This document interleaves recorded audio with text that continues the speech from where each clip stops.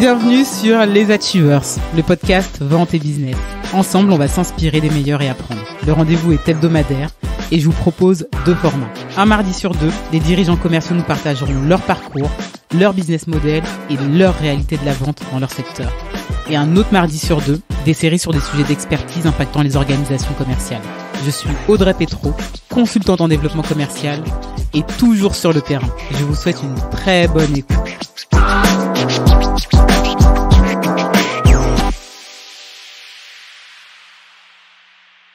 Aujourd'hui, c'est la rentrée des classes. Et oui. Donc, pour la rentrée des classes, on doit faire quoi ?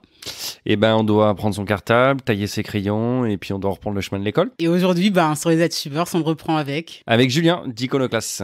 Ouais, bienvenue Julien. Merci beaucoup. Je suis super contente de te recevoir sur cet épisode-là. Tout le monde m'a parlé de toi. C'est vrai ? Tu le sais. En bien, tout le monde m'a dit, Julien, il est génial, c'est un super coach, il faut absolument que tu interviewes Julien. Et ce qui est assez drôle, c'est que forcément, moi, je vois vos communications passer sur les réseaux sociaux. Donc, je t'avais mis dans ma liste. Je me suis dit, il faut que j'aille interviewer Julien. Et c'est Fanny, d'ailleurs, petit coucou à Fanny de l'Uni qui m'a dit, il faut absolument que tu interviewes Julien. Et voilà, ça s'est fait.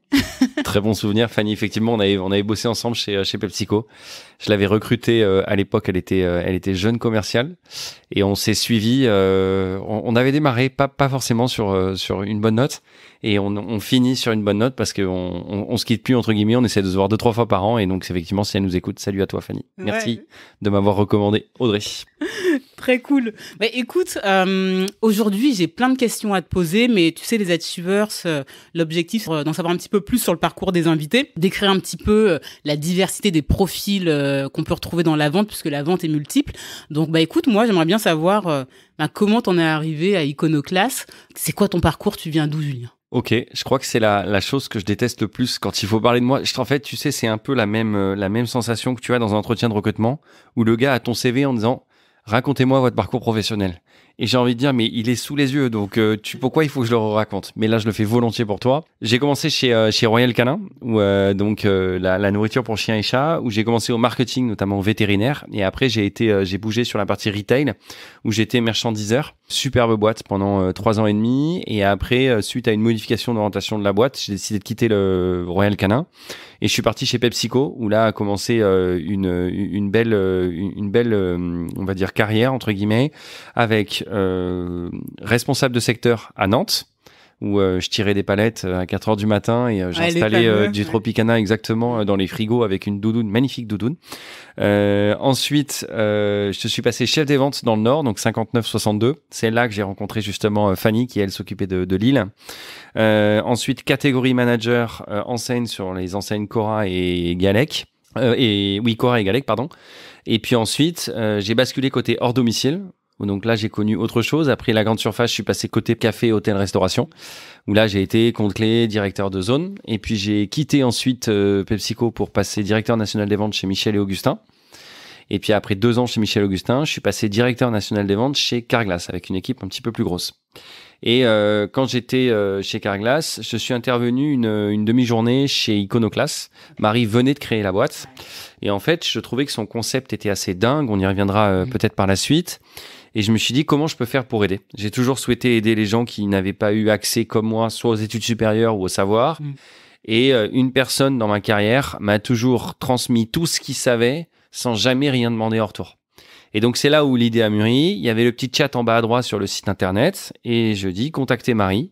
Hello, je m'appelle Julien. Voilà ce que je fais. Est-ce que ça pourrait t'intéresser ?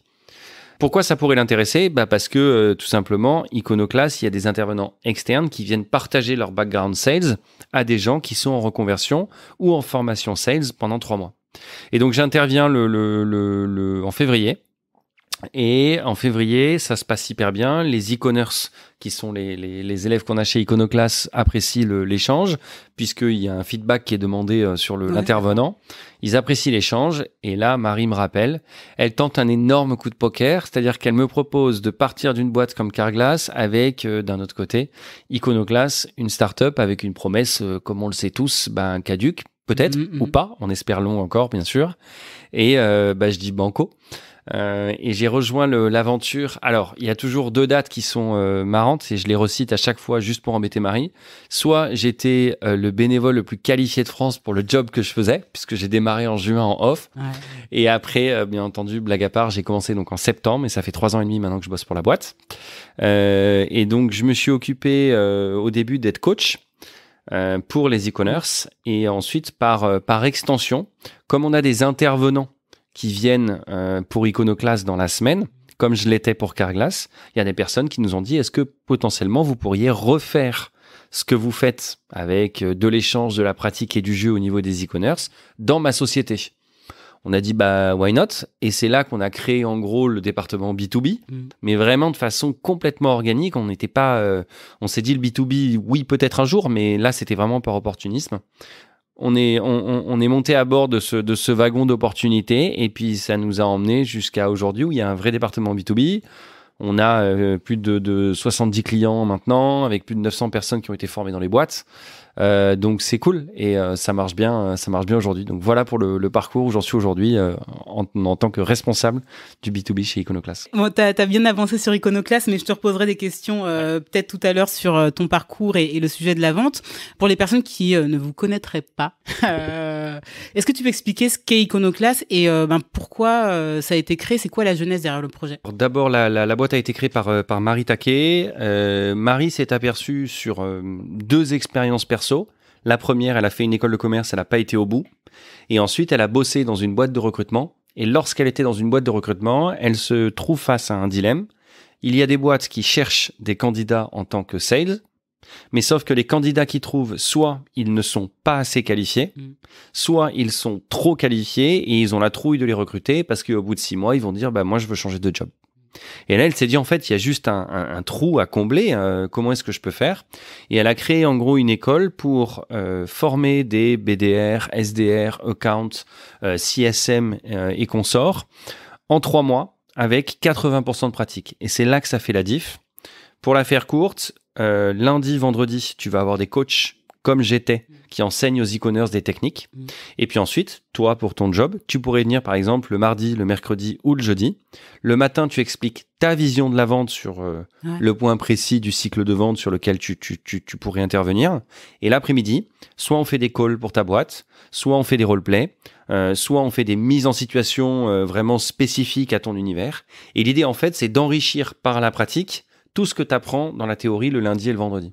En plus de ça, il y a un accompagnement RH, tu as un accompagnement sur le développement personnel, donc toute une offre complète qui permet, pour répondre à ta question initiale, de combler tout simplement l'idée, enfin de combler le trou quand Marie a eu cette idée, de dire j'ai des personnes qui sont maintenant qualifiées, qui ont plus de 900 000 calls dans les pattes, qui sont prêts à être directement embauchables à des salaires raisonnables, mais surtout qui ont faim et qui ont envie de le faire.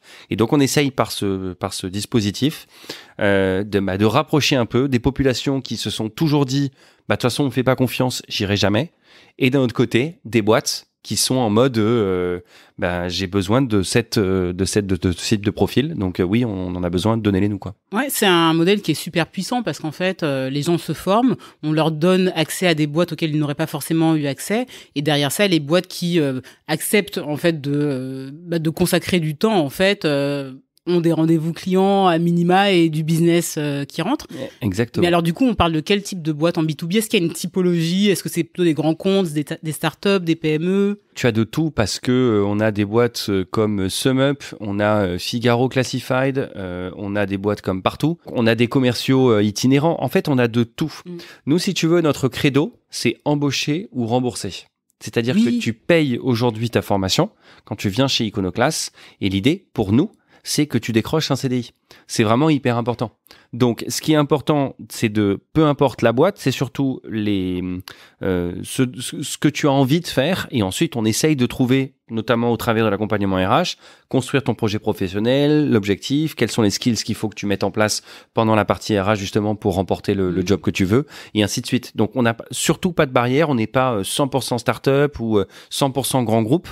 On a vraiment qui souhaite aujourd'hui recruter des sales directement opérationnels, peut passer par Iconoclast. J'ai vu sur votre site internet qu'on était sur 98% d'embauche à l'issue de la formation. Ça, c'est au bout de combien de temps et qu'est-ce qui vous permet de promettre ça? Aujourd'hui, c'est au bout de 6 mois. Donc, on est à 6 mois. Donc, on regarde les promos avec 6 mois d'ancienneté. Et la deuxième chose, la promesse, et c'est ce que je dis toujours, lorsque j'ai des e-commerce au téléphone pour faire l'entretien de recrutement, on va dire, pour arriver chez Iconoclast, on a un credo qui est ouvert à tout le monde, mais pas à n'importe qui. La première question que je pose, c'est pourquoi est-ce que tu as postulé chez Iconoclast? Et là, j'essaie de sentir la motivation. Et donc, en fait, c'est pas une promesse que je vais faire d'obtenir un CDI, c'est que je prends quelqu'un qui a vraiment envie de s'en sortir. Et donc, toute cette personne, on avait des personnes qui ne savaient pas quoi faire et qui traînaient dans la rue. On avait des anciens Uber. On avait des professeurs de, comment s'appelait-elle, Salma, en biologie. On avait des anciens comptables. Donc, en fait, on a de tout. Mais de la première personne que j'ai citée à la millième qu'on a formée, systématiquement, il y avait quelque chose chez ces gens-là. Ils voulaient absolument changer de vie et justement apprendre quelque chose efficacement et être embauché derrière. Donc, dans la motivation, quand tu recrutes quelqu'un, il est forcément motivé à apprendre, mais surtout motivé à trouver un job. Je vois ce que tu veux dire. Donc, en fait, ils sont aussi très acteurs de leur succès c'est ce que je leur dis à chaque fois. Je lui dis, on ne va pas te trouver un job. On va te mettre tout à disposition pour qu'il soit le plus employable possible, ce qui n'est pas du tout la même chose. Et là, en général, tous les gens qu'on a, mais ils sont d'une motivation, enfin, moi, ils me bluffent, tous les jeunes. On a des gens qui font 1 heure de transport, on avait des gens de Lille, de Nancy qui sont venus quand à l'époque, on n'avait pas de remote, puisque maintenant, on est ouvert au remote. Les mecs faisaient les allers-retours tous les matins en TGV. Alors que 3 mois avant, ils étaient dans leur canapé en se disant « qu'est-ce que je vais faire de ma vie ?» Donc, c'était vraiment... C'est cool, parce que moi, j'ai une vraie volonté d'accompagner ce projet que Marie a monté, parce qu'il y a cette dimension d'aider. Alors, c'est pas gratuit, on n'est pas une association, mais d'aider différemment, de révolutionner l'enseignement secondaire pour expliquer à ces gens-là, et les gens ne voient pas, mais je fais le signe d'à côté parce qu'ils pourraient être dans la salle d'à côté bientôt. Et résultat des courses, je trouve que c'est noble et on leur donne accès aujourd'hui à ces gens-là à la possibilité d'aller dans des boîtes où 3 mois avant, ils se disent non, mais ça c'est pas pour moi. Alors concrètement, comment vous faites pour les aider à trouver du travail à l'issue de la formation? Est-ce que vous organisez des foires au recrutement? Enfin, je sais pas si c'est job dating. Si, c'est du job dating, c'est absolument ça. On appelle ça nous la Talent Week. Donc c'est Charlotte qui travaille là-dessus ardemment et brillamment là-dessus avec Ajar. Le Talent Week, c'est quoi? Toutes les boîtes qui sont déjà intervenues ont un privilège de pouvoir regarder la promotion en avance et pouvoir potentiellement sélectionner des candidats pour des entretiens. Et ensuite, on prospecte des boîtes qui seraient à la recherche de candidats. Ouais. Et il y en a plein sur le marché. Tu vas sur Welcome, tu tapes Sales, il y en a des pléthores et pléthores des offres. Et donc, on essaye de mettre sur une semaine, en relation soit en virtuel, soit en présentiel dans nos locaux, tous les personnes qui seraient candidats d'Iconoclast en face des boîtes qui sont en recherche. Et donc, c'est assez rythmé, c'est tous les quarts d'heure, on les a préparés en amont. Et là, ce qui est cool, c'est qu'on a beaucoup de boîtes qui se proposent. Et ensuite, les différents candidats, ils peuvent cocher, avoir 3, 4, 5, 6 entretiens dans la journée. Et donc, ça leur permet, si tu veux, de trouver chaussures à leurs pieds au bout du truc. Que je comprenne bien, vous vous rémunérez comment? Donc, je comprends, les étudiants payent leur formation. 6 500 €, ouais. 6 500 € pour 3 mois. Ensuite, les entreprises vous sollicitent pour de la formation également B2B chez elles. Ouais. Mais est-ce qu'également, quand elles interviennent ici auprès des élèves et qu'elles leur donnent des listes pour qu'ils appellent, est-ce qu'elles rémunèrent? Est-ce qu'elles rémunèrent à la commission? Enfin, ça se passe comment? Quels sont vos différents streams, tu vois, de revenus? Alors, tu as cité les deux principaux, le B2B et ensuite le paiement des étudiants. C'est tout. Sur la partie recrutement, pour terminer sur la partie payante, on va avoir accès à ce qu'on appelle la CVTech. Donc, en fait, on a un site interne où tu as tous les e-commerce qui sont là. Ils ont fait une petite vidéo pour se présenter. Tu as leur CV et leur track record sur les 3 mois. Ouais. Nombre de rendez-vous, nombre d'appels et ainsi de suite. Et donc, tu peux avoir accès, mais ça coûte pas très très cher. Je crois que ça coûte 200 €. Et ensuite, si jamais demain, toi, tu veux recruter, à partir du moment où on a un credo qui est embauché ou remboursé, j'ai aucun intérêt à te mettre des bâtons dans les roues pour recruter la personne. Ouais. Nous, le système, si tu veux, il a besoin d'être économiquement viable, donc on fait payer la formation. Parce qu'il faut payer des coachs, il faut payer des locaux, il faut mettre à disposition les personnes pour le développement personnel, pour les RH et ainsi de suite. Donc tout ça, si tu veux, ça génère des coûts pour nous. Mais nous, ce qu'on cherche à faire derrière, c'est plus ils sont embauchés, plus derrière ils nous rémunèrent, parce qu'ils nous payent. Donc en fait, on a besoin aujourd'hui que les e-commerce soient employables. Donc on se défonce pendant 3 mois pour, si tu veux, les rendre employables. Et après, c'est les seules sources de revenus. Et la deuxième question que tu me poses, comment font les boîtes pour venir ? Je pense que c'est là qu'il faut qu'on utilise ce qu'on apprend tous les jours aux e-commerce. C'est à nous de faire une vente aux différentes boîtes qui viennent pour leur dire, alors attends, le cercle vertueux, je vais te l'expliquer. Tu viens, non, gratuitement, parce que le gars dit, est-ce que c'est non, gratuitement. Tu viens gratuitement, mais imagine, combien de sales tu recherches aujourd'hui ? 2, 3, 4 ? Tu vas avoir 90 personnes face à toi, en situation, en roleplay ou en train de passer des coups de fil. Et là, tu vas pouvoir directement, en live, faire un entretien de recrutement, entre guillemets. Alors, on dit systématiquement aux boîtes, attention, ils ne sont pas prêts. Parce qu'en général, au bout d'un mois ou un mois et demi, on a des boîtes qui nous sollicitent en disant « Oui, j'ai vu un tel, est-ce qu'il y a moyen de l'approcher ?» Non, ils sont pas encore prêts. Mais c'est assez drôle. Le mercato. Et donc, le mercato, tu vois. Et donc, on arrive ensuite au bout du bout et les e-commerce viennent nous voir. Je répète, ces mêmes gens qui, il y a 3 mois, étaient profs de biologie ou lousés dans leur canapé, viennent te voir en disant « Il y a des boîtes qui m'ont appelé, qu'est-ce que je fais ?» Alors déjà, tu réponds pas parce que t'es pas prêt pour le faire, donc surtout, voilà. Et donc, on explique, à partir du moment où il y a eu le coup de foudre, t'es face au gars qui est en train de passer des calls ou faire des roleplays, tu sens l'attitude.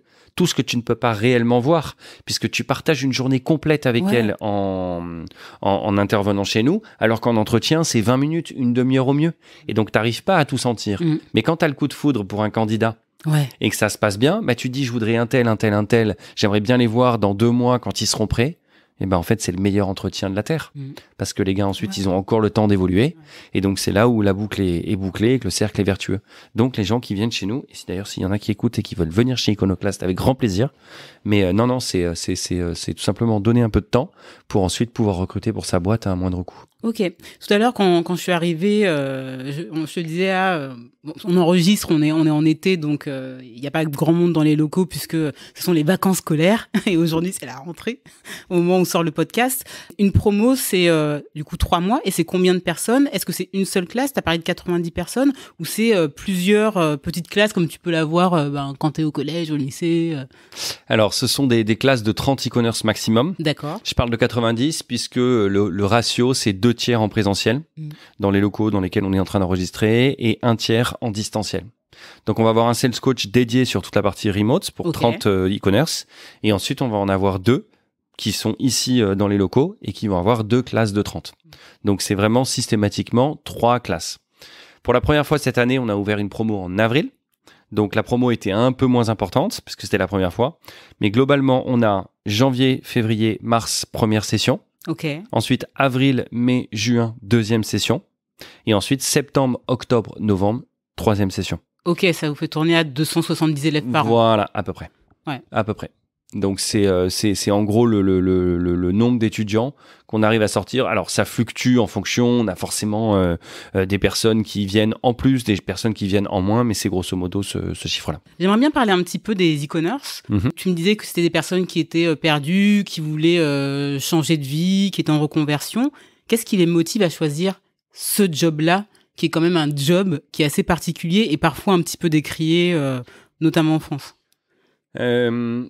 Alors, la première des choses, c'est on a une double barrière quand on parle des e-commerce, qu'avant qu'ils arrivent, tu viens de nulle part.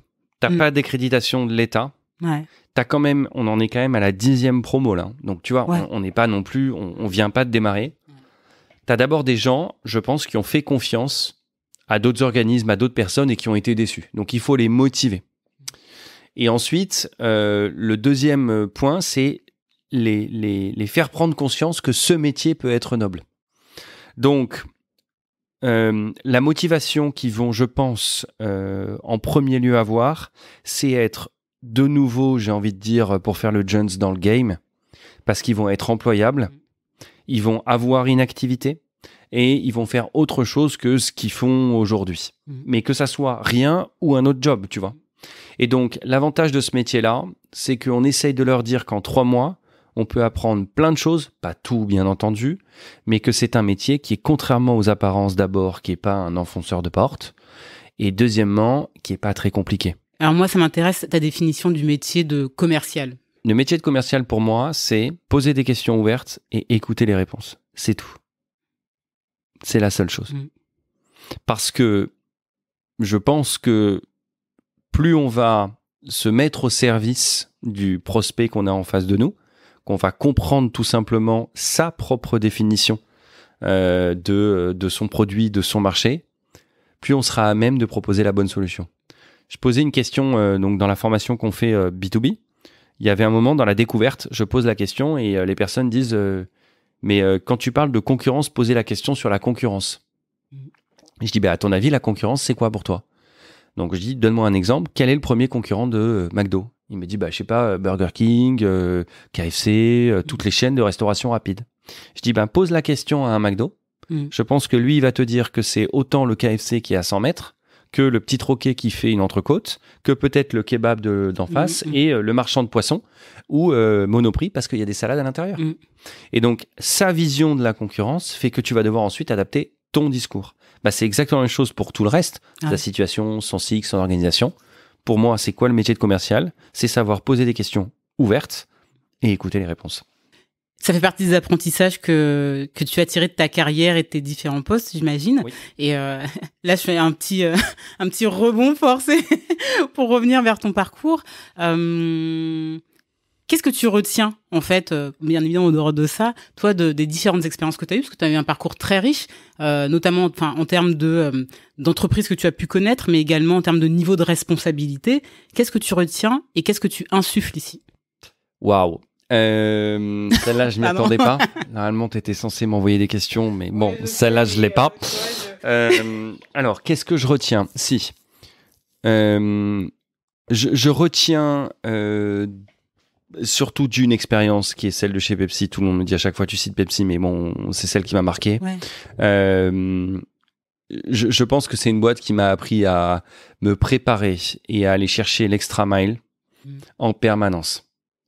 Et on en a parlé juste avant, on parlera d'autres projets, mais je ne conçois pas aujourd'hui, depuis que je suis passé dans cette boîte, d'être dans un boulot sans changer les choses. Pas révolutionner, implémenter, améliorer, bouger.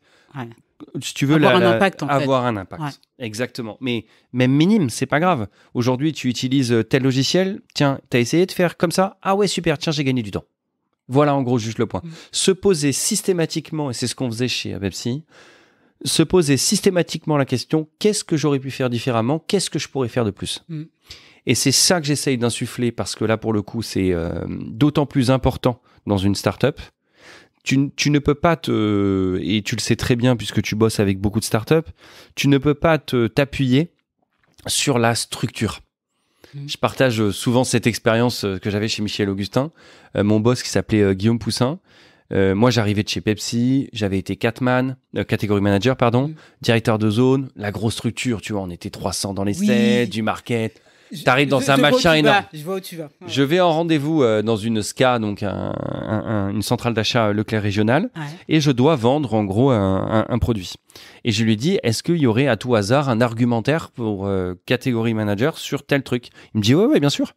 Et je dis, où est-ce que je peux le trouver? Il me dit, faut que tu le fasses. Et là, je me suis dit, waouh! C'est-à-dire, il n'y a pas quelqu'un... Voilà. Alors, vous ne voyez pas, mais effectivement, Audrey s'est retournée. Et moi aussi, je me suis retourné dans la boîte. J'ai dit, d'accord, il faut vraiment que je le fasse moi-même. En fait, c'est ça que tu apprends. Ouais. Donc, dans une start-up, tu ne peux pas t'appuyer sur tout le monde. Il faut que tout le monde fasse un peu. Tout le monde contribue un peu. Et tu n'as pas la structure qui continue à rouler derrière. Donc, c'est ça que j'essaye d'insuffler chez Iconoclast. Ouais, c'est un peu le ownership, notamment, et l'impact. Exactement. Ouais, ok, très cool. Mais alors, concrètement, est-ce que tu peux me décrire d'ailleurs ton job chez Iconoclast? Alors, mon job chez Iconoclast, c'est de vendre tout simplement la formation en B2B. Donc, en gros, on a 10 modules qui vont de façon très simple suivre le cycle de vente, de la prospection jusqu'au suivi de compte. Et l'idée, c'est de vendre cette formation. Je le dis à qui veut bien l'entendre, c'est une formation basique. Parce que je pense que la vente n'est pas compliquée. J'ai pas la dernière méthode venue des States 8.0. Moi, j'apprends les questions ouvertes et les phases de silence, comme je te l'ai dit tout à l'heure. En revanche, je pense que beaucoup de choses sont dans l'attitude. Et cette fameuse attitude, c'est ce qu'on essaie de transmettre. Donc, on dit que nos 3 piliers, c'est autour de la pratique, l'échange et le jeu. Donc, en fait, on fait des modules courts de 3 heures où, en amont, les personnes auront vu la théorie sur une plateforme en ligne. Et pendant les 3 heures, on se concentre sur la pratique. C'est-à-dire que je souhaite que les apprenants ressortent de la session et qu'ils peuvent utiliser immédiatement ce qu'on a appris pendant la session. On parlait de découverte tout à l'heure. On va construire ensemble une phase de découverte et l'après-midi même, ils auront leur batterie de questions et la structure de leur découverte sur l'ordinateur et ils pourront l'utiliser immédiatement. Donc c'est vraiment ça quelque chose qui est vraiment important pour moi. C'est des formations qui sont sans slide. Et donc, c'est important de rester, de capter l'auditoire. Parce que pour moi, la formation où tu as 80 slides et tu t'ennuies, autant lire un bouquin, tu vois, et c'est vraiment pas possible, quoi. Bah, tu vois, c'est bien que tu évoques ça parce que tu me dis les gens doivent se connecter puis lire du contenu, consommer du contenu avant la formation qui est pratique. Aujourd'hui, 100% des gens le font parce que ça, c'est aussi je pense, un des gros défis de la formation en ligne, c'est arriver au bout, tu vois, compléter le petit fil d'Ariane. Ouais, t'as raison. Ce qu'on a fait là-dessus, alors moi j'aime bien me marrer, c'est important. Et j'ai essayé de garder cet esprit ludique. Donc d'abord c'est court, parce que moi je suis quelqu'un qui me déconcentre très vite. Et puis c'est très pratique. Donc à partir du moment où tu as une petite vidéo qui fait 5-7 minutes, tu as 3-4 exercices qui arrivent derrière. Et en fait ça va être un petit peu le fascicule que tu vas garder avec toi, comme quand j'étais plus jeune. On nous filait un fascicule pour les formations. Bah là en fait tu as tout en ligne qui est dispo. Et vraiment on se concentre pendant 3 heures. Dans les boîtes, on intervient dans tout type de boîtes, sur tout type de métier, dans les sales. Et puis on a également un module pour toute la partie management. Ah, d'accord. Donc, vous accompagnez également les directeurs managers commerciaux. Ouais, exactement. Sur quel sujet exactement ? Sur des sujets, c'est mieux se comprendre en tant que manager, mieux transmettre un message et toutes les ficelles, on va dire, pratico-pratiques pour essayer de fluidifier les relations entre le manager et le manager. C'est quoi les gros thèmes ou en tout cas les grosses difficultés auxquelles font face les managers à l'heure actuelle, de ce que tu peux voir, toi, de ta fenêtre ? Du coup, je vais donner la réponse de vieux bip que je suis. Je pense que c'est dealer avec l'engagement de la nouvelle génération. Ok, on va parler des défis. Je pense que c'est le plus dur. Je pense que c'est le plus dur aujourd'hui. Ils ont du mal dans la com. Ils ont du mal parce que les codes qui étaient bons il y a quelque temps, c'est pas qu'ils le sont plus aujourd'hui, mais ils sont moins compris. Et donc, ça crée un petit peu une distorsion et une distance. Une fois de plus, je ne révolutionne pas le management quand je le transmets. En revanche, je pense que c'est la façon qu'on a aujourd'hui d'appréhender cette formation qui fait la diff. Il y a beaucoup de jeux. J'arrive à faire mettre sur la table des situations concrètes de la part des managers. Donc, en général, ils sont 6. Et j'essaye de mélanger les services pour qu'ils partagent leurs problématiques, c'est hyper important. Et moi, ce que j'adore, c'est le moment où je commence à avoir une certaine émulation qui arrive, je sens, et là, il y en a un qui dit « Ouais, mais tu vois, c'est comme chez nous », et là, moi, je me mets en retrait, et ils commencent à parler entre eux. Et là, ils commencent à tout simplement réfléchir à leurs propres solutions, qui je suis pour donner des solutions dans leur boîte. C'est eux qui vont les trouver, tu vois ce que je veux dire ? Et ils connaissent mieux leur contexte que toi qui... Exactement. Et donc, moi, ce que je fais juste, j'essaye d'être la petite étincelle parce que je pense qu'on a tous en soi, comme disait Didier, s'il écoute ce podcast un jour, on ne doit son propre développement qu'à soi-même. Donc, tu peux apprendre tout ce que tu veux. Si jamais tu le fais pas tout seul et que tu le fais pas développer, ben, tu n'y arriveras jamais, quoi. Mais alors, du coup, ça m'intéresse que là, ce que tu es en train de me partager, c'est presque des techniques de coaching. Tu t'as été formé ? Alors, non. J'ai pas été formé. J'ai fait pas mal de jobs plus jeunes où je faisais ce genre de choses malgré moi, de l'organisation et autres. J'aime bien transmettre, j'aime bien parler. Je fais du stand-up, donc du coup. Voilà. Et du coup, non mais ça fait blaireau de dire ça parce que c'est pas comme s'il y avait mon affiche à l'Olympia. Du coup, j'ai toujours un peu de mal à en parler. Mais pourquoi je parle du stand-up, c'est parce que ça me permet de transmettre des choses. Et je le dis, pardon pour le manque d'humilité, mais les gens disent quelle énergie. Quand je fais de la formation, quelle énergie. Et je pense que tu peux avoir le meilleur concept de la Terre. la dernière formation, tu le sais très bien parce que tu accompagnes des boîtes. Si tu le fais en regardant tes pieds et avec une mine grise, bah, ça risque d'être un peu compliqué. Ouais. Alors que si tu as une mine solaire, un grand sourire et que tu envoies tout ce que tu as envoyé comme énergie pendant la formation, je pense que c'est là où tu fais la différence. Donc non, j'ai pas été formé, mais en tout cas, je me donne. Ouais, mais c'est un autre type de formation, en tout cas. C'est intéressant que tu aies été parlé de la mauvaise compréhension qui peut exister aujourd'hui entre les managers et les nouvelles générations. Ça me fait penser aux défis, en fait, qu'on peut avoir aujourd'hui dans le monde du commerce en général. Est-ce que tu en as identifié d'autres, toi qui, pour le coup, est dans le job depuis un certain temps? Moi, je pense que le plus grand que j'ai aujourd'hui, c'est de la crédibilité. Pour moi, le plus grand défi, c'est que tu tapes formation sales sur Internet. Je pense que je sais pas combien de pages viables, hein, pas des trucs de charlatans ou autres. Sauf que la formation est quelque chose de tellement personnel. Je dirais un peu comme un kiné, un ostéo ou un psy, un préparateur physique. C'est des choses, ça se passe bien, ça se passe pas bien. La défiance qu'il y a aujourd'hui des boîtes à juste titre sur de la formation. Et j'ai souvent cette question, non mais concrètement, Julien, qu'est-ce que tu proposes ? Bah, je dis voilà, ce que je propose, c'est pas de réinventer la roue, c'est juste de poser des questions ouvertes et des phases de silence. D'accord, mais pourquoi je te prendrais toi ? Bah, parce que ça fait 18 ans que je bosse et qu'il y a un bon feeling entre toi et moi et que je pense que tes équipes seront pas déçues. Et là, elles disent oui, mais comment je le sais ? Je te fais écouter toutes les personnes que j'ai formées aujourd'hui, les gens te disent waouh, stratosphérique. Je te propose d'écouter tous mes prospects aujourd'hui, ils disent ouais, enfin, c'est une formation comme une autre. Donc en fait, tant qu'il n'y a pas eu l'expérience, j'ai ce manque de crédibilité. Et malheureusement, puisque j'accompagne également des startups ou des gars qui se lancent à Station F, tu t'aperçois souvent que les gars, ils ont l'idée de génie, mais il y a tellement d'idées de génie au kilomètre en ce moment, parce que moi, je suis toujours bluffé par leur créativité. Le produit est bon, pas bon, il y a un produit de market fit, ça, limite, c'est leur problème. Mais l'idée, je la trouve brillante. Et moi, je suis très admiratif. Je suis pas quelqu'un qui soit capable d'avoir l'idée comme Marie l'a eu. Après, je suis un bon développeur, mais je pense pas avoir l'étincelle créative, tu vois. C'est pas de créativité, mais c'est l'étincelle créative. Et là où je suis admiratif, c'est que les mecs se lancent. Et ils se lancent, ils ont une idée de génie. Alors, ils savent pas la vendre, certes, mais ils sont face à une population en face d'acheteurs potentiels qui ont une défiance parce que tu peux zapper. Tout est sans engagement. Le contrat, oui, ok, d'accord, mais bon, si jamais je peux me défier. Tu vois, et c'est ça aujourd'hui. Pour répondre à ta question, je pense que c'est, quand je parle de crédibilité, c'est ça. C'est s'assurer aujourd'hui que, non, mais faites-moi confiance, ce que je suis en train de faire, c'est bien, quoi. Tu vois, on prend l'exemple de ton podcast. Aujourd'hui, je suis sûr que ton podcast, il est hyper cool. Mais j'en ai combien comme le tien ? Ben, je sais rien sur la même thématique, peut-être beaucoup, mais c'est le tien que je kiffe. Et là, je vais aller voir quelqu'un d'autre et je lui dis, bah tiens, écoute absolument le podcast d'Achiever d'Audrey, il est vraiment top.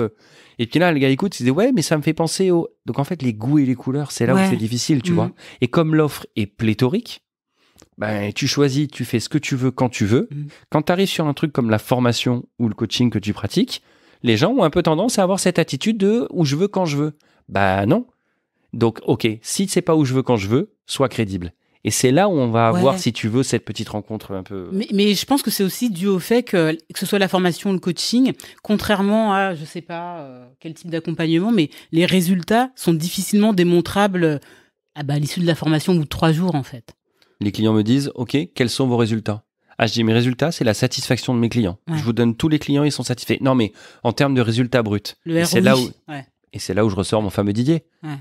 Et je lui dis, mais non, si jamais aujourd'hui les personnes n'utilisent pas la formation que j'ai faite, ça ne servira à rien. On ne doit son propre développement qu'à soi-même.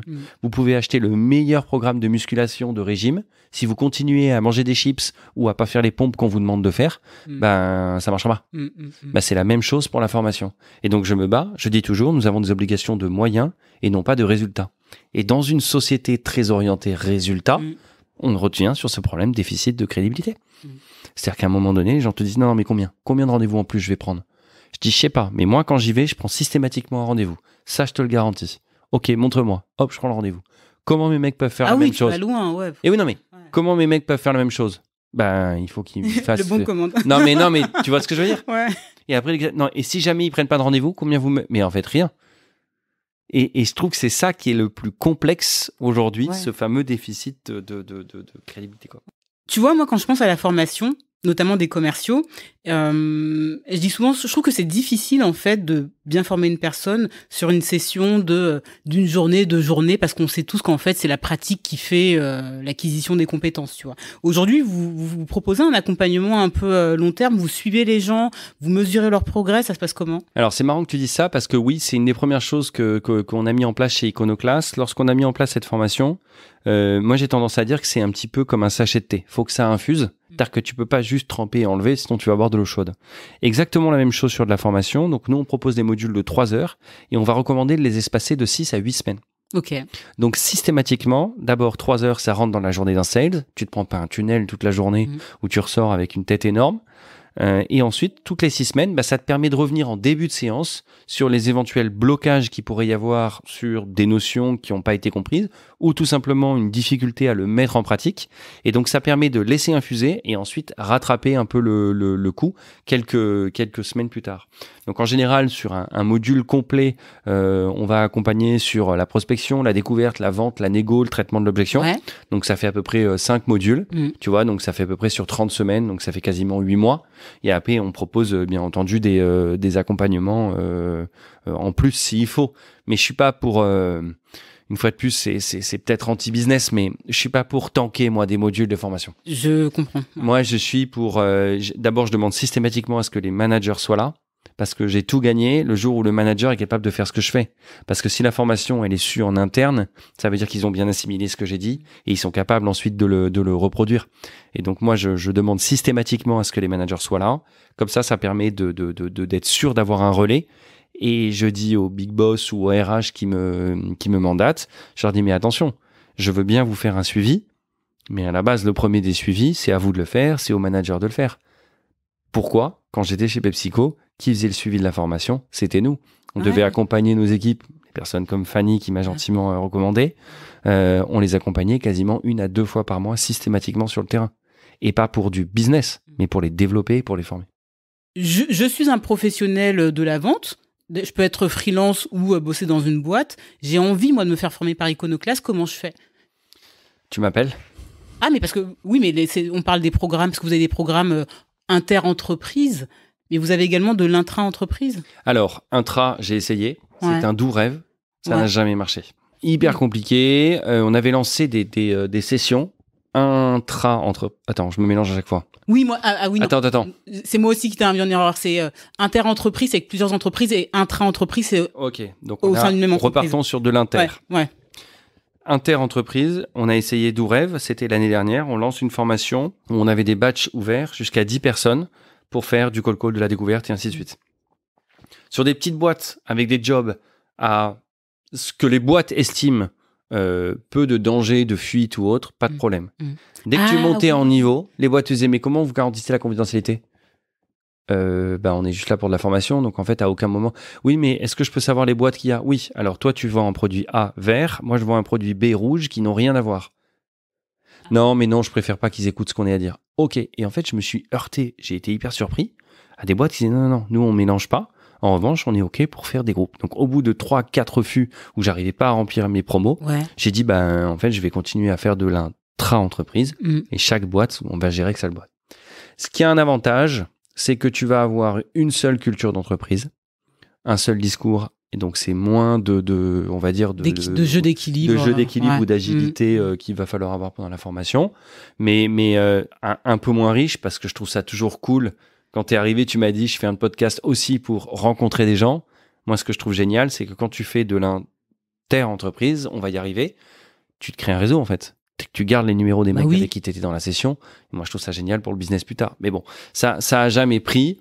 Peut-être que je m'y remettrai un jour. Et donc, pour les solopreneurs, on a une formule où on accompagne, en fait, avec un accès à la plateforme d'un côté, ensuite du coaching individualisé, à l'heure, à la séance, tout simplement, en fonction des besoins des différentes personnes. Ouais, d'accord, très cool. Alors, moi, j'ai bien compris les offres d'Iconoclast. C'est quoi les projets pour cette rentrée 2023-2024? Alors, les projets pour Iconoclast, on aimerait bien, sur la partie bootcamp, c'est toujours pareil. augmenter encore le nombre de promos, mais ça implique d'avoir une taille critique pour recruter un coach derrière. Donc, on hésite, si tu veux. Est-ce qu'il faut des plus grosses promos? Est-ce qu'il faut s'étendre dans différentes villes? Est-ce qu'il faut partir à l'étranger? Voilà. On aimerait pouvoir, cette année, stabiliser le business et s'assurer d'avoir la bonne taille. Où je pourrais te dire demain, tu veux me dire, j'ouvre une franchise, je dis n'importe quoi. La bonne taille, c'est X e-commerce. Vous savez quel format vous pouvez dupliquer. Exactement. Ouais. Et puis, on essaye systématiquement, donc ça, c'est Arnaud qui s'en occupe, parce que c'est lui le country manager. On s'occupe d'avoir des nouveaux thèmes, des nouveaux intervenants, et on change un petit peu. Tu vois, on a fait évoluer le dev perso. Il y a pas mal de théâtre, de prise de parole en public et autres, donc ça, c'est assez cool. Sur la partie RH, il y a beaucoup d'accompagnement. Charlotte a fait un travail de dingue. Elle a ramené beaucoup d'intervenants extérieurs, et on oriente encore plus vers la partie RH pour qu'est-ce que c'est que bien se préparer un entretien et vraiment aller dans ce sens-là. Donc voilà, on a encore plein de 1000 choses à développer.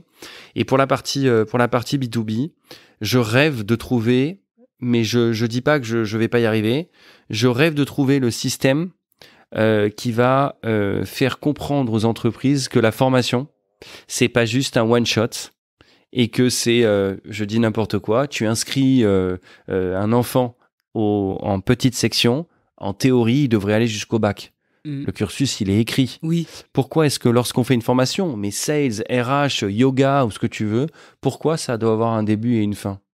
Et c'est là où j'aimerais vraiment essayer d'explorer le truc. Comment tu arrives à générer ce fameux MRR sur de la formation, mais pas avec du SaaS, avec du physique.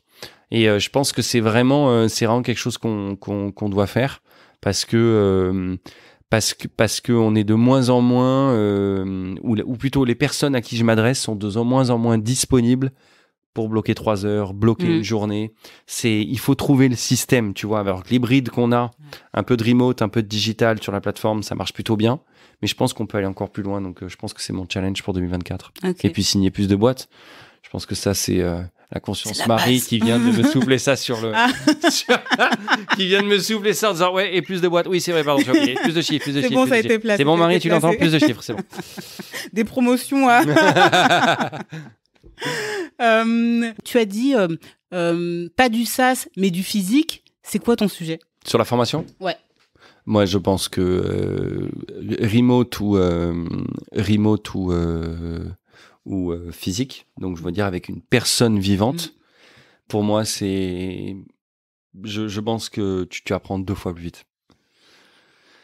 T'as quelqu'un qui est là pour... C'est comme, je sais pas, c'est comme... Pourquoi est-ce qu'on apprend de la cuisine avec un chef? Pourquoi est-ce que... Et tu te fais rectifier par un chef? Pourquoi t'apprends le tennis avec un coach un entraîneur? Oui, mais il y a une relation avec un objet physique dans la cuisine et le sport. Oui et non. Si tu veux inventer une recette, là, maintenant, qu'est-ce que t'as envie de manger ce soir? T'as rien de physique dans les mains, il faut bien que t'aies quelqu'un qui te stimule.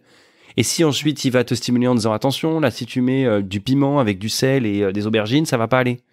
Ah oui, c'est vrai. Et t'as rien encore pourtant. T'es en train de mentaliser. Si au bout d'un moment, ton entraîneur est en train de te dire, prépare-toi mentalement pour ton match de tennis ou autre, quand bien même t'as un rapport physique, effectivement, c'est la même chose avec la formation. Ouais, ce que tu veux dire, il y a les 2 dimensions. T'as une relation aujourd'hui, je pense, dans la formation qui fait que t'as des gars hyper assidus, ils payent rien, ils vont sur YouTube, ils prennent des bouquins. Moi, je dis chapeau bas, je n'ai jamais réussi à faire. Ouais. C'est un mindset. Mec, c'est des warriors. Ouais. Franchement, moi, chapeau bas, je n'ai jamais réussi à le faire et je trouve ça magnifique.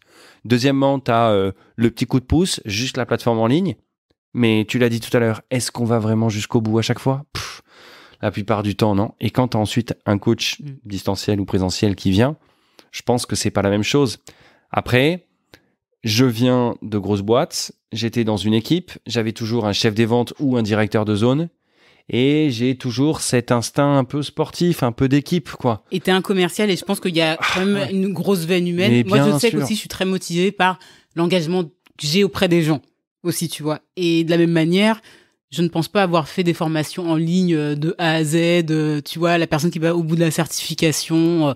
En revanche, je vais être très assidue dans certaines activités, notamment sportives aussi, etc., parce que je suis contente de voir les gens, parce qu'on est en équipe, parce que, enfin, tu vois. Mais bien sûr. Et avant-hier, j'étais en rendez-vous avec un client et il me dit, mais tu penses que tu pourrais organiser des sessions de call Je dis, mais bien sûr, on pourrait faire ça X fois par mois, X heures par mois. Ils me disent que j'ai un vrai problème. En fait, il a son équipe éclatée partout en France. Ouais. Et il s'aperçoit que les gars, mais qui a envie? Sauf une fois de plus, j'enlève le haut du panier où il y a des gars qui ont un mindset, comme tu l'as dit tout à l'heure. Qui a envie de prendre son téléphone pour se prendre 200 portes dans la tronche alors qu'il flotte dehors et qu'il fait moins 15? Mais personne, c'est déprimant. Alors que ne serait-ce que d'avoir quelqu'un qui est là pour t'aider, pour te motiver. Tu fais ça en groupe. Ce boulot de commercial qui, paradoxalement, alors que tu rencontres du monde toute la journée, est hyper solitaire. Donc, si t'as pas cet instinct d'équipe et au moment des formations, c'est souvent une demande de la part des DIRCO ou des gens qui me mandatent. Est-ce qu'il y aura moyen d'avoir un petit moment de team building, c'est-à-dire, je dis, rassurez-vous, là-dessus, ça marche à chaque fois. Ils arrivent à se ressouder justement, comme on se marre beaucoup dans les formations que je fais. Il y a cet esprit de team building et je pense que c'est indispensable pour être un bon vendeur. Complètement en phase. Alors là, tout ce qu'il a dit. Trop cool. Ok, très cool. Écoute, moi, je te propose de conclure cet épisode. Est-ce que tu as des contenus à nous recommander qui t'ont aidé, toi, dans ta vie perso ou pro? Alors, paradoxalement, je suis très peu contenu, bouquin, podcast. Je suis pas très bon là-dedans. Donc, il y a un livre qui m'a beaucoup marqué, c'est Everything Starts with a Why de Simon Sinek, que je trouve très cool, parce que facile à lire. Et en fait, ce qui m'énerve et que je trouve brillant dans ce livre, c'est que tout est évident quand tu le lis. Et à chaque page, tu dis, bah ouais, mais sauf que tu l'as pas écrit le bouquin, Julien. C'est ce que je me dis à chaque fois. Je dis oui, effectivement, c'est évident. Mais quand c'est une évidence, c'est là où tu te dis que le bouquin est bien écrit. Et après, non, en termes de contenu, pas plus. Bah peut-être le Call Club et le frigo, puis voilà quoi, tu vois. Yes, parle aux auditeurs de ces deux super concepts pour ceux qui ne sont pas sur LinkedIn et qui ne voient pas passer. Ouais, le frigo, c'est quelque chose qu'on a fait avec Enzo. On s'est dit comment est-ce qu'on peut faire un format ludique sans se prendre la tête. C'est hyper important, on en parlait avant que la micro s'allume. Tu fais un podcast aujourd'hui, je pense que c'est en plus de ton boulot. Si tu prends pas un minimum de plaisir dans ce que tu fais, sauf erreur de ma part, tu feras 3 épisodes. Tu fais pas les 10 épisodes, la plupart des podcasts s'arrêtent à 10 épisodes. Voilà, exactement, parce que ça te gonfle. Et donc, je te disais, d'abord, on se marre. Avec Enzo, il y a, je rigole beaucoup et on essaye de pas se prendre au sérieux, même si le sujet de fond doit l'être, puisqu'on parle de sales. Et donc, on essaie de donner des micro-tips. Et Enzo était donc... on cherchait une idée de format court sur Instagram ou TikTok. Et là, Enzo, un jour, m'envoie une vidéo et il me dit « Qu'est-ce que t'en penses ?» Et donc, en fait, il me dit « Hey, salut, qu'est-ce qu'il y a dans le frigo ?» Et je dis « Vas-y, mortel, trop bien. » Et donc, c'est lui qui a eu l'idée de mettre ça dans le frigo. Et donc, ensuite, on se donne un sujet. On est dans le frigo qui est juste derrière, donc quand t'es arrivé tu m'as dit oh c'est celui-là, ouais c'est celui-là, donc je tiens à dire aux personnes qui nous écoutent qu'elles pensaient que c'était un faux frigo, pas du tout, c'est un vrai, mais rassurez-vous on le ferme et on l'ouvre vite. Et puis deuxième concept, c'est le Call Club, donc ça c'est né en janvier 2022 où je dis avec Roxane qui est au market chez nous, je lui dis attends j'ai une idée, on va faire un truc où je mets un post LinkedIn, on ouvre un Zoom et les gens qui veulent que je passe des calls pour eux se connectent sur le Zoom et les 3 premiers qui seront connectés, j'ai n'importe quoi. Je lance ça, je pense que j'avais l'impression d'être sur une île déserte avec un message dans une bouteille à la mer. Ouais. En me disant d'abord, je crois qu'à l'époque j'avais 2000 personnes qui me suivaient, un truc dans le genre. Et je disais, mais ok. On se pointe le jour J et il y a 200, ça monte, 50. Je dis, cool, 50, je m'attendais pas autant. Ouais. Et puis là, je commence à avoir des alertes sur LinkedIn avec des gens qui disent on peut pas rentrer dans le Zoom, comment fait-on? Et en fait, le Zoom à l'époque d'Iconoclast était bloqué à 200 personnes. Donc tous les autres pouvaient pas rentrer. Le concept était simple, les gens venaient, ils présentaient leur boîte. Et je fais un coucou à Alban d'ailleurs de chez Ecotree parce que c'est un de mes clients aujourd'hui et j'ai retrouvé les vidéos et j'ai vu que Alban était dans le premier épisode de Je prends des rendez-vous en direct et là donc je prenais le pitch. Ok, raconte-moi ta boîte. On est une boîte qui fait ci, qui fait ça. Ok, t'as les numéros? Ouais, ok. Il me faisait passer les numéros bien entendu en off parce que c'est interdit. Je reçois les numéros machin. Hop, et là j'appelais et en direct je balançais le pitch et je prenais des rendez-vous. Et là, énorme carton. Deuxième fois, bah, y a Ruben Ruben Tayeb qui rentre dans la danse. Ruben était, lui de son côté, il intervient chez Iconoclast et il me dit attends, j'ai une idée, on va monter, il est très bon en graphisme, il y a tout de suite des idées assez marrantes. Et là, c'est je prends des rendez-vous en live. C'est lui qui anime, qui host, puisque lui, il a une très grosse communauté. Et moi, je passe des calls. Trop bien. Deuxième, on éclate tout. Et en septembre, il me dit, j'ai une idée, on va faire un truc. Je dis, on cherche un nom. Et je dis, vas-y, on fait un truc genre Fight Club. Je pense que 2 jours après, il m'envoie un truc avec écrit Call Club. Je dis, trop bien. On met, du coup, les règles. Règle numéro 1, le Call Club n'existe pas. Règle numéro 2, on peut pas de Call Club, ainsi de suite. Et là, je démarre avec Ruben et on s'aperçoit que ça prend, mais de ouf. C'est-à-dire que j'étais là tous les vendredis de 11h à midi, je passais des calls, ça prenait. Les boîtes ont dit, ouais, moi je veux bien. On commence à industrialiser le truc. Mi-novembre, Enzo nous rejoint. Et là, on arrive sur un truc où les boîtes nous appellent, il faut qu'on aille dans les boîtes, qu'on prenne de la vidéo, tu vois, on est un peu submergé par le truc. Donc c'est une communauté d'à peu près 2000 personnes. Qui gravitent et on reçoit, ce qui est assez dingue, c'est qu'on reçoit des photos des DIRCO ou des gens qui regardent, où le vendredi, ils installent leur mec dans une salle, ils diffusent le Call Club sur un écran, t'as tous les sales autour et on reçoit des photos de ce truc-là. Et ce que je trouve génial, et là c'est le gars de 43 ans qui te parle, là où je suis un peu dépassé et admiratif, c'est la puissance du truc. C'est-à-dire que le concept était bon, il y a des gens qui ont aimé, ça marche, c'est comme ça. Et tu ne peux pas lutter contre. C'est un mouvement. Tu aurais pris aujourd'hui la meilleure équipe de marketing, les meilleurs commerciaux, le meilleur youtubeur en disant, bon les gars, faut me pondre l'idée. Mais c'est parce que ça a été de façon organique et que c'est monté petit à petit que ça fonctionne aujourd'hui. Les gens sont trop cool. Il y a Casper qui nous aide pour offrir une valise fantôme à chaque fois. Franchement, c'est trop stylé. Et moi, je suis toujours un peu dépassé par le truc en me disant, waouh, comment c'est possible qu'il y ait des gens qui kiffent regarder des gens passer des coups de fil en direct. Mais en fait, je pense que c'est un concept en effet qui est novateur. Et parce que passer des coups de fil, c'est certainement la discipline qui fait le plus peur en fait dans le monde du commerce. Possible. Tu vois. Et moi, je me rappelle qu'au début, quand j'ai commencé, on était en open space et on passait tous des coups de fil, donc on s'entendait tous. Et mine de rien, ça désacralise vachement le truc, tu vois. Bien sûr. Et je pense que c'est un petit peu ce truc. Il y a plein de gens qui préfèrent s'enfermer dans une pièce, tu vois, et qu'on ne les écoute pas, tu vois, bafouiller au téléphone. C'est un peu comme la télé-réalité en fait, tu vois. Tout à fait. Donc, ouais, c'est vrai, j'avais pas vu comme ça, mais écoute, si ça plaît aux gens, on continuera tant que ça plaît, quoi. En tout cas, félicitations, c'est un super concept. Qu'est-ce qui te fait rester dans le job? Ouais, je pense tant que j'ai pas, je dis souvent, tant que j'ai pas décroché tu sais, quand on était petit, on allait dans des manèges où il y avait le chimpanzé là qui tombait, enfin qui descendait, il y avait une grosse queue, il fallait l'attraper pour avoir un tour gratos. Ouais. J'ai toujours ce sentiment de pas avoir attrapé la queue du chimpanzé et de pas avoir gagné mon tour gratuit. Et donc c'est cette quête d'aller chercher l'extra mile, de vraiment craquer le truc sur le B2B, d'instaurer Iconoclast. Et encore, on a des très bons retours récemment qui m'ont fait chaud au cœur. Mais comme quoi Iconoclast, c'est une formation qui est vraiment prouvée, que les gens ils aiment et ça marche bien, donc c'est cool. Donc voilà, ce qui me fait rester dans le job, c'est aussi toute la liberté que j'avais sous une forme différente quand j'étais dans les grosses boîtes. Mais là, un truc comme Call Club, j'aurais eu 12 000 barrières logiques. Liberté créative. Légales. J'aurais eu plein de monde qui me dit, mais Julien, tu peux pas faire ça. Alors que là, Marie m'a dit, vas-y. Et tu vois, moi, un bon petit garçon, parce que t'as quand même un passif, t'es un peu marqué. Tu lui as envoyé un mail. Non, j'ai quand même pas envoyé un mail. J'ai dit, ouais, j'ai une idée. Est-ce que tu vas-y. Non mais vas-y. Ok, et c'est ça qui est cool, je pense, et qui me fait aussi rester, c'est que je m'éclate dans ce que je fais. Clairement. Est-ce que tu as un dernier message à passer ?